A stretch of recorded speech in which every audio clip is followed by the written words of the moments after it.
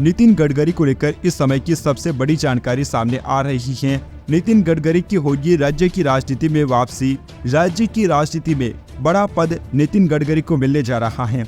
लोकसभा चुनाव में महाराष्ट्र में मिली हार के बाद बीजेपी राज्य में आगामी विधानसभा चुनाव के लिए सामूहिक नेतृत्व की रणनीति अपना रही है। पार्टी की राज्य नेतृत्व ने एक चुनाव प्रबंधन समिति को फिर से जीवंत किया है, जिसमें 4 नेता मुख्य जिम्मेदारियों को संभालेंगे। सूत्रों का कहना है कि विधानसभा चुनाव में उप मुख्यमंत्री देवेंद्र फडणवीस और प्रदेश अध्यक्ष चंद्रशेखर बावनकुले के साथ अब केंद्रीय मंत्री नितिन गडकरी और पूर्व केंद्रीय मंत्री राव साहेब दानवे चुनाव प्रबंधन का नेतृत्व करेंगे। अगले हफ्ते चुनाव प्रबंधन समिति की घोषणा की जाएगी, जिसमें 20 स्टार प्रचारक होंगे।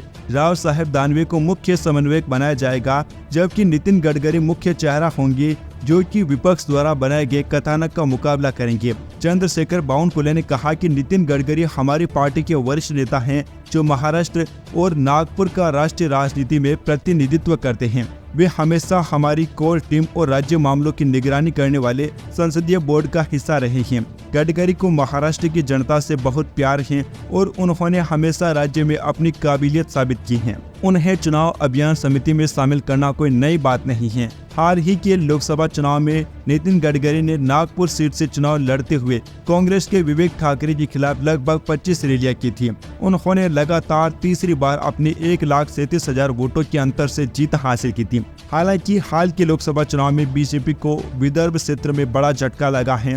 बीजेपी ने 2024 के लोकसभा चुनाव में विदर्भ की 10 में से सिर्फ 2 सीटें जीती थी, जबकि 2019 के लोकसभा चुनाव में बीजेपी ने 10 में से 9 सीटें जीत ली थी। कांग्रेस पार्टी ने सिर्फ चंद्रपुर सीट पर जीत हासिल की थी। इसी तरह बीजेपी को विधानसभा चुनाव में भी विदर्भ में नुकसान उठाना पड़ा था। यहाँ की कुल 62 सीटों में से 2014 में बीजेपी ने 40 से अधिक सीटों पर जीत हासिल की थी, जबकि 2019 में वो खिसक कर 19 सीटों पर आ गई और पार्टी का प्रदर्शन विदर्भ में कमजोर हो चला गया था।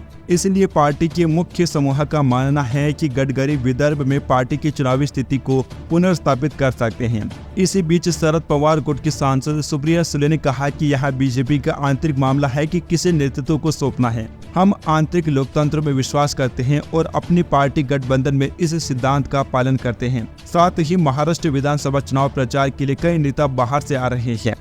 Subscribe now and press the bell icon. Never miss an update.